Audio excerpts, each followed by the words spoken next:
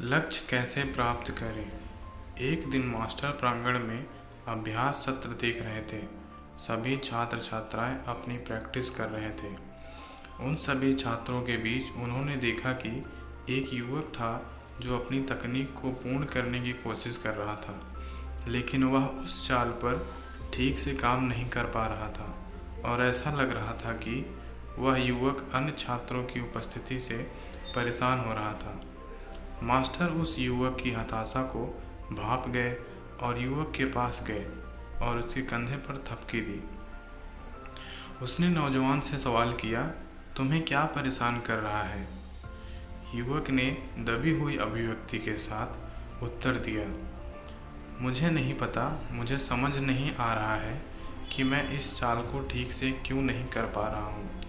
मैं कितनी भी कोशिश कर लूँ।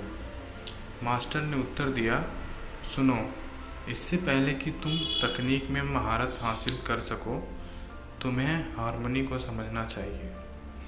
मेरे साथ आओ, मैं तुम्हें समझाऊंगा कि तुम ऐसा कैसे कर सकते हो। मास्टर और छात्र ने इमारत छोड़ दी और कुछ दूर जंगल में चले गए। जब तक कि वे एक जलधारा तक नहीं पहुंच गए। वहां पहुंचकर गुरु और शिष्य कुछ देर धारा के किनारे चुपचाप खड़े रहे। थोड़ी देर बाद मास्टर ने धारा की ओर इशारा करते हुए युवक से कहा, धारा को देखो, देखिए इसके रास्ते में चट्टानें हैं। क्या यह उन्हें हताशा से बाहर निकालता है? नहीं, यह उन चट्टानों को नहीं मारेगा, बल्कि धारा उनके चारों ओर बहेगी और आगे बढ़ेगी। पानी की तरह बनो और आपको पता चल जाएगा कि सद्भाव क्या है।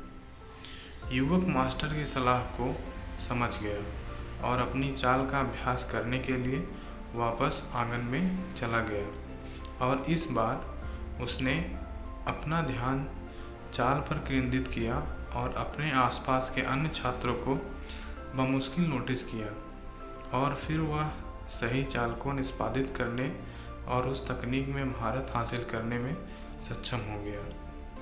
इस कहानी से हमें यह सीख मिलती है, यदि हम अपने लक्ष्य को प्राप्त करना चाहते हैं तो हमें स्वयं के साथ सामंजस्य स्थापित करने का प्रयास करना चाहिए और दूसरों की उपस्थिति को हमें परेशान नहीं होने देना चाहिए।